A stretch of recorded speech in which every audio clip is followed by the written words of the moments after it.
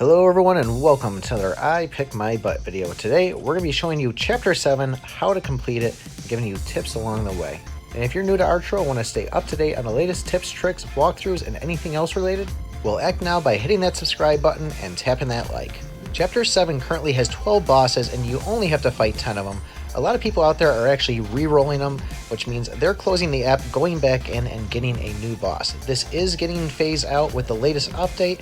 If you're on iOS, you still have a chance to do it this way, although in this video, we're not doing that. So on the first boss you see here, the snake boss, I am killing the ads first. That's always something I try to focus on going into every level, and he has no collision damage, so after I see him launch both of those fireballs, that's where I'm going to go and run on top of him and just let myself do the damage to him without even getting hit. And for this chapter, I am currently level 52. I'm running about 1,333 damage, and my health is somewhere around 3,800. So people have beat it, re-rolling it at about 48 or so. I'm no expert at this, that's why you see me at level 52. Now I did grab the health at first because just like everybody else, we're trying to get that extra life. I've kind of come to the conclusion that it's not really worth it for me to try to get that devil every single time and get that extra health. So on this one, yes, I did get some devils, but I want to get the coins from spinning the wheel, if anything. Now this boss right here, what I find is I like to usually hang out in the corner by the chains. That way I can go left or right and up and down, and it's usually pretty easy to dodge. I did take some hits, and I'm really not too nervous about taking hits on it because, like I said, I want to get that actual wheel to roll and get some coins. But we got the double anyways. I'm going to pass a lot of these things up because I really need the health in this board. Now this boss, I do try to get rid of the ads first, as always, like I was saying. And then what I'm going to try to do is, once he splits off into two, I'm going to try to just focus on one of those guys. This way I don't have 10 guys running around. But what I like to do is when he splits, I'll then focus on one of the two that he splits into, and then when that one splits, we'll focus on there. And really, we're trying to keep as little guys on the screen as possible. Sometimes I can't help it because my armor does have that lightning strike on it. Now, I played this probably close to about 200 times, it feels like, and I've tried everything from picking swords to doing attack. And what I did on this one was I kind of focused on more of a defensive build on this. So I'm already running 2 serpent rings and running the voided dexterity, which is going to give me 21% dodge. But then I got other things, as you'll see going through. Right now we're running wingman. I then got the invisibility shield, and then I got the little shield that rotates around you also.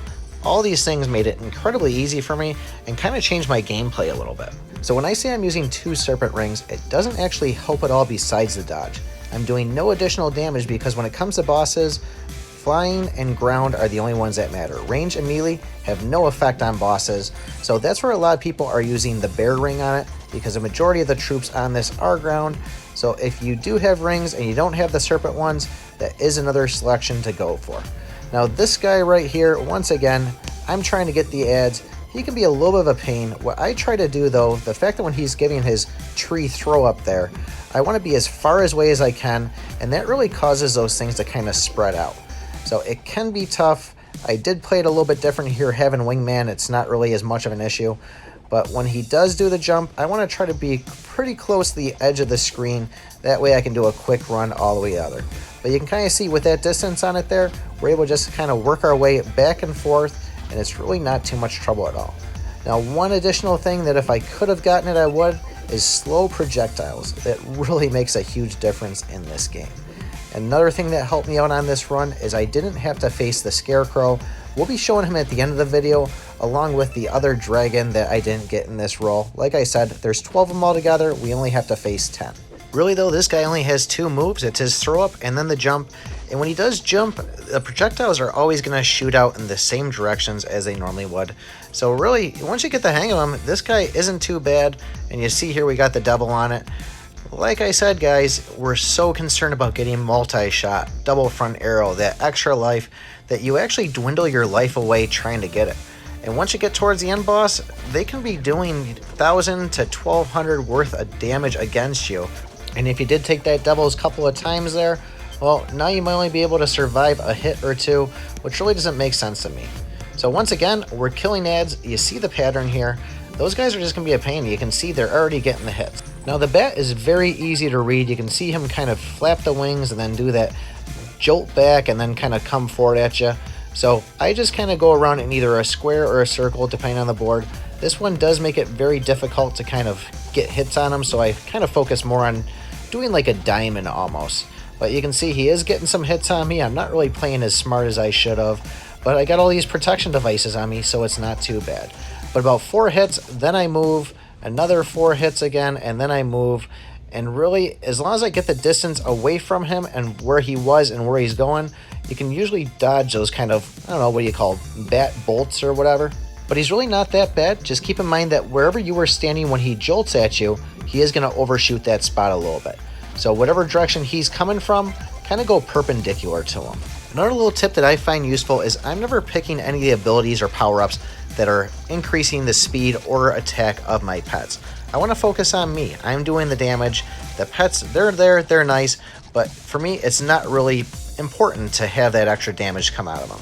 So here we are again, going for the ads. We don't want those guys. We want to get this guy singled out on its own. And this guy, he'll either shoot out 3 fireballs, 5 fireballs, or then he'll do a line of them. If you can get him to do a line at you, those are easy to dodge and you can just sit there and pick them off. But trying to keep my distance, I sometimes will walk around the board in a rectangle if he is kind of getting right up on top of me. But like I said, you see how easy this is for me to just sit here and dodge on these things. Yeah, I'm getting a little clumsy. I do take some hits, but this was probably the easiest Chapter 7 one that I've ever played for all the times I've struggled, having the power-ups of the invisibility cloak, the shield, and the wingman. The only thing I would have hoped for was that slow projectile. And given between them all, I would probably say it's a tough choose between the slow projectile and the wingman on this board. But given things like the Scarecrow and the last boss, I probably would say slow projectile would be the way to go. So you can see here he kind of does that jolt blast at us. He's always going to shoot kind of out as an X. So you want to say either right to the top of him, to the right or the left, or right down. And those things, I just kind of try to run from them. You saw the dodge take an effect on it. But that's an easy one to get away from right there. That could be a little bit more difficult when he starts punching them out. He'll also do one where he shoots those 3 lines. Those come quick, and sometimes if you're too close to him, even though you're out of the line, you'll still take the hit against him. So you can kind of see here, he's not that bad once you learn the characteristics. My favorite time to really get those hits in is just right there, where he's starting to do that kind of jump at you. And if you get him to do that over and over, it's pretty easy just to kind of beat him pretty quick. So another one that seems scary the first time you play him. Once you get the habit of him though, he's not that terrible. And don't forget, if you're finding this useful, hit that subscribe, tap that like. We will be bringing you the other 2 bosses at the end of this here, but we'll show you the next one here. I believe this is going to be the wolf. And this guy, he's pretty similar to the other ones. He's going to do his 3 shots at you, the quick run, just left, right, up or down. I try to go in a triangle, but right now we're just trying to use these swords to kill these ads. These skeletons can be a real pain in the butt. The other ones that I find that are difficult too is the little red blobs that split off into the green blobs. They tend to be pretty quick and they always get hits on me. But now that we got those guys cleared out, he's going to do his jump, do another jump. You can kind of watch him and learn when he's going to jump or when he's going to do his bolt at you. And like I said, just doing 3 at a time, move out of the way, take a hit, move out of the way, take a hit, and then he'll do the jump, get a couple in. If he looks like he's going to do it again, we'll focus on it. But really, this guy is pretty easy. He can hit pretty hard though, so keep that in mind. If you do get hit by him, you're going to feel it, and especially if you're low on health, it's pretty much game over for you. So you may have noticed too that we are getting a good amount of power-ups from the wheel and getting some coins. If you do keep on getting the devil, you're really ruining that chance of getting it if you're not spending the selected items. So I have tried before to get some hits just during 1 hit each game, each level. That way I can guarantee myself the wheel, but it doesn't always work that way if you try it. So I more just try to stay alive, try to avoid the hits, and if the devil pops up, the devil pops up. Now this Golem has a ton of hit points. He's going to spawn the ads going through. I'm just going to try to stay away from him, and I really want to get rid of these lightning things on the side, because those things, if they zap you, it really screws things up. It's also very distracting having all those lightning bolt spots pop up on the map. It kind of blends away from the stones getting thrown at you. No matter what you do with these additional ads that he spawns, the tiny golems there, you can't get rid of them all. The second you kill one, he's always going to keep another one on there. So So if you can try to stay away from them two, kill one of them that's close to you. Hopefully it spawns one right by him. But right here you can see we have a pretty good setup where we keep him in the distance. Another useful tip with this is where he does have those couple of smaller golems kind of on their own little island in the middle of the left and the middle of the right. Well, if you stick to the left screen or right screen when he's on top, when he does that spin, he'll kind of be stuck on the water. So I found that very helpful too. It makes it a little bit easier because really his big part of getting you is going to be when he does that spin at you, come jolting, and when he gets you on that, that's where you really get hurt. And he's a lot faster than you are, so you really have to dodge out of the way. I found myself very lucky on this. You did see, yes, I took a revive on it because he is a pain. But really for this, keep an eye on the actual stones that are getting launched at you. Try to get rid of those ads just like the beginning there. Not the ads that he spawns, but the actual lightning bolt things that are in the corner. Do that and then focus on getting rid of those little guys. You'll find it beaten like this here. So now we're getting ready to go into the final boss, which is going to be two of those snakes. Yes, they do have collision damage. You can't go and stand on top of them. That's going to get you in a lot of trouble if you do. But you really need to keep your distance on this. And luckily for me, like I said, the power-ups that I'm using is making this very simple for me. They both do the same attack, little balls, a giant ball that's going to split off, and then more little balls. And that giant ball is going to be where things get really difficult because that comes at you fast.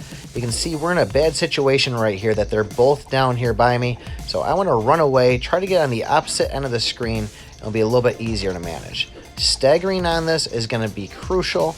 So you can see we're just kind of constantly moving just a little bit. And when those big balls come, if you're moving maybe just about a couple of steps either left or right, it's going to be enough where it's going to spread away from you.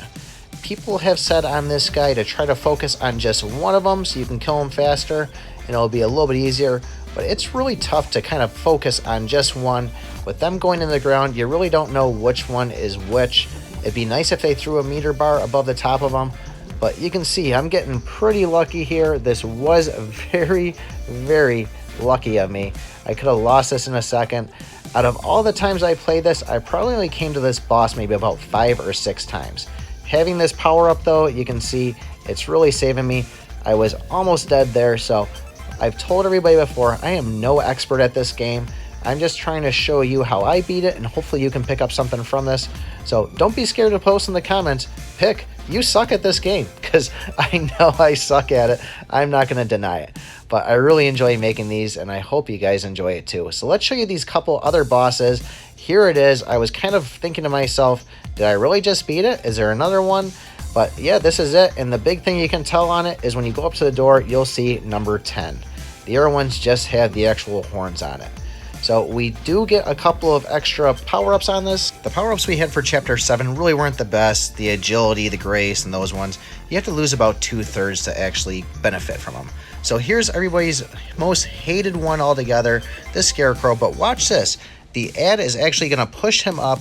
We could actually, if you're brave enough to do so, you could push him up yourself. He has no collision damage.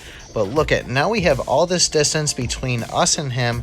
And yes, I did take a lot of damage doing so, but now it's going to be a lot easier to kind of just sit back, dodge these things far away, instead of just having them all crunch right up on you and really blast you. Now, like I said, I did take a lot of hits. I did have a couple of these during my times that I did get an actual devil on him, where yes, I still took a hit or so, but this is usually the one that people die on left and right. You know, you lose all 3 of your healths on it, and then you're stuck sitting. So this is why people reroll. But that'd be my suggestion for you on that one. Try to get up close to him, push him all the way to the back, and then he shouldn't be too bad. And here is the 12th boss here. This is the dragon that launches these kind of clear things that are going to split up. Once again, get rid of the ads. And you can see this is a very difficult board to have on because we have those little water areas, which is really going to prevent us from going around. If I didn't have those, I would constantly work around corner to corner and just kind of keep my distance from him. When you're able to, it gives you a chance to run either from all the way to the top to all the way to the bottom. But really, we're just waiting for those open spots to run through and try not to get hit. So he's going to do 2 different attacks on this. He's either going to shoot 2 at a time like that there, or he's going to do this kind of weird flip where he's going to shoot 3 in different directions. Either way, if you constantly keep on moving, keep your distance, wait for those things to go pass by, and then run in between them, you should be good.